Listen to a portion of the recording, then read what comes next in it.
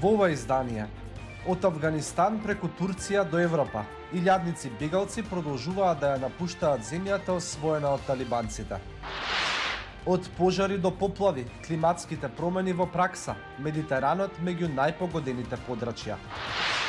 Од стипендии до лотарии, повеќе американски сојузни држави воведоа стимулации за вакцинирање. Останете со нас, ќе ви кажеме повеќе.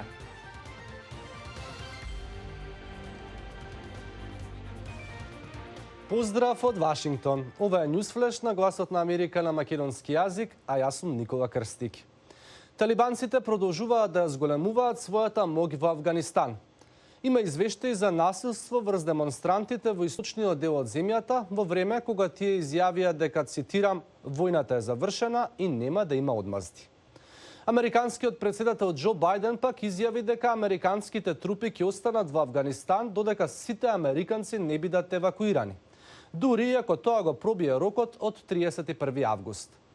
Во меѓувреме, Турција се соочува со нов наплив на бегалци. Оттаму известува Хедер Мурдок.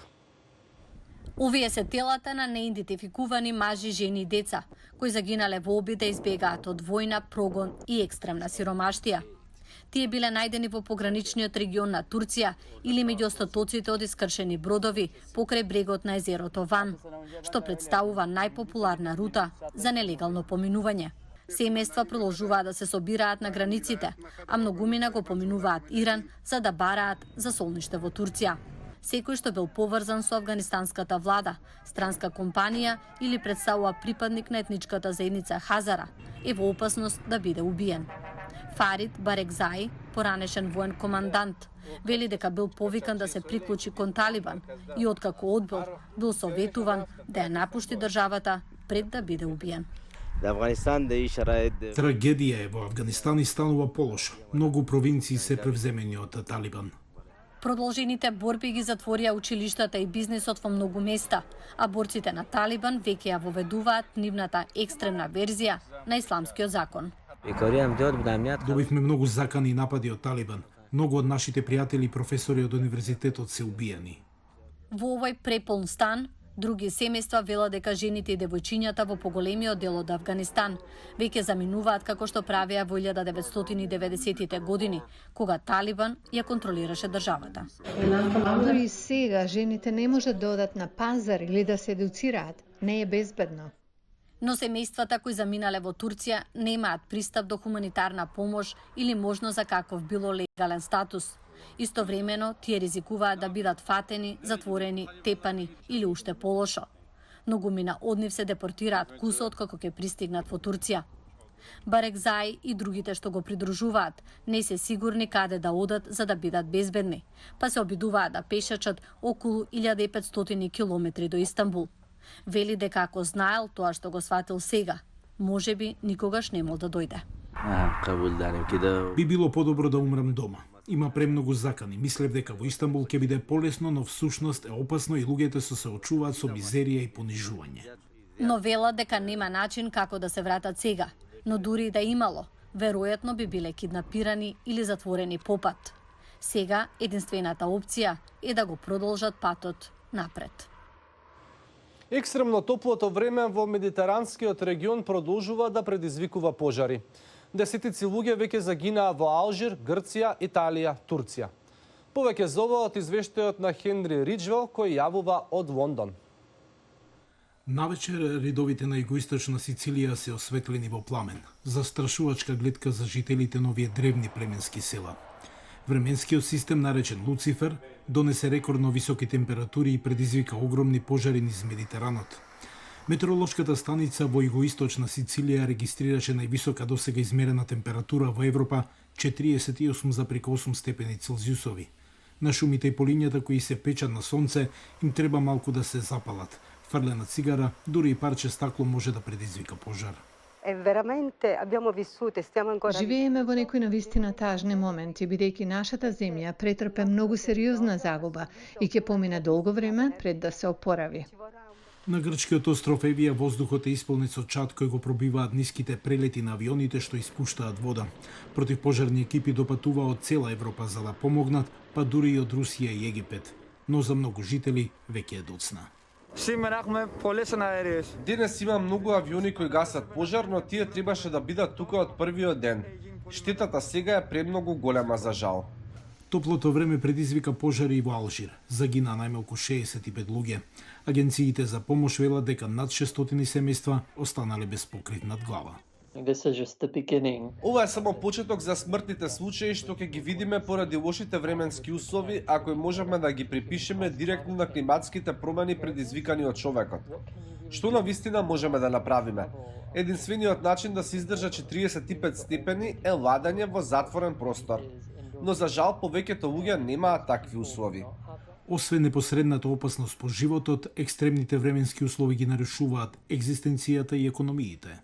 When it's too hot to be outside, Ако е премногу топло надвор, нема да имаме луѓе што ќе ги обработуваат нивите.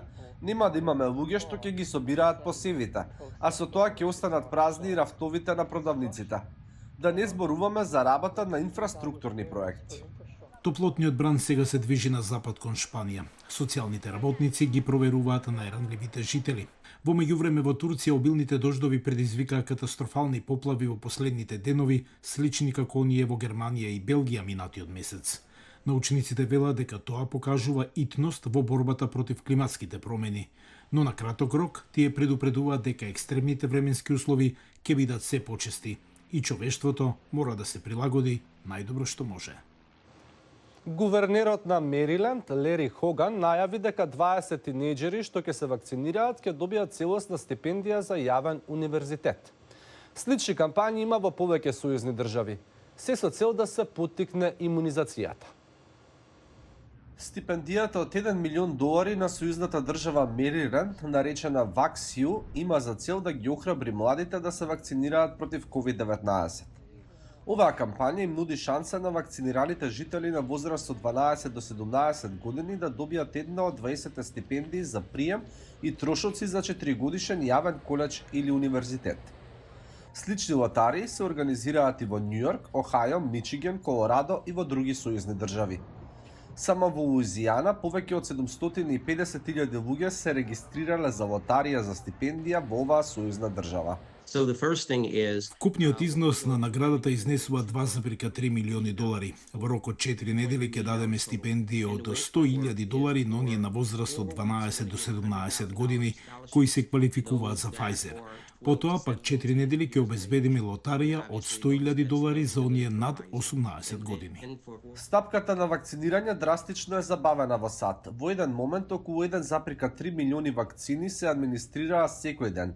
Сега има едва 300.000 на ден поради разни причини, вклучувајќи и недостиг на доверба во нивната безбедност. Токму затоа и универзитети како Вестерн Мичиген промовираат ковид вакцини. So we're offering Нудиме 60 различни стипендии од $500 до $10,000. Стипендиите се само за наши студенти. Официјалните лица велат дека успехот на ваквите промоции испраќа сигнал. For things like, lotteries. Лотариите, независно дали е $1 милион или стипендии или кровно или бесплатно пиво, покажуваат дека всушност нема силна отпорност кон вакцините.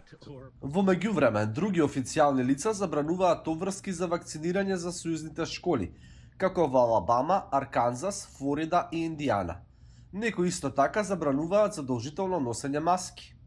Здравствените експерти велат дека тоа може да ги отежни напорите на САД за справување со пандемијата. I think there is a role for Очигледни се тензиите меѓу индивидуалните слободи и јавното здравје. За жал постои COVID-19, а вакцините се политизираат.